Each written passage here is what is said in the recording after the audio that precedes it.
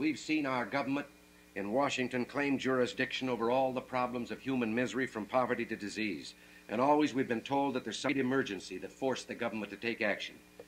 When can you remember a time that there hasn't been some immediate crisis in government and that government was all...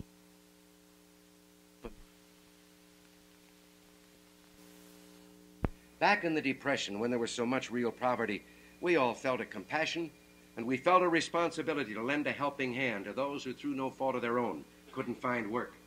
Well, we still feel that compassion and we still accept that responsibility. But our approach then was that we were helping these people to help themselves.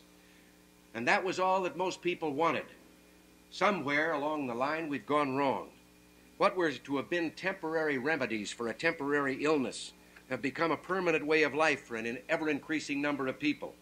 Some welfare recipients today are the third generation of their families living on public subsistence.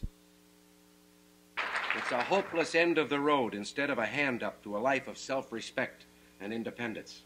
And now I can just hear some of the voices saying, there go those Republicans again, putting dollars ahead of human rights.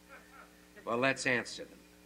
Let's tell them, we'll spend whatever's necessary to save human beings, but we're going to stop destroying them.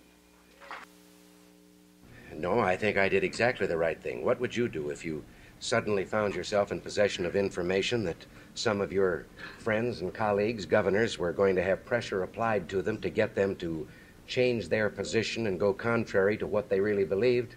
I think that you'd feel as I did, that I had a responsibility to tell them that this was in store for them. The plain truth of the matter is, it's a fine thing to point a finger at someone else as being guilty of something when they were denying every minute of that conference that the Vietnam resolution was inspired by the White House. We had a feeling, not that we didn't want to support the action in Vietnam, but that this was not a proper place, that it was a political ploy to try and bring this up at the Conference of Governors.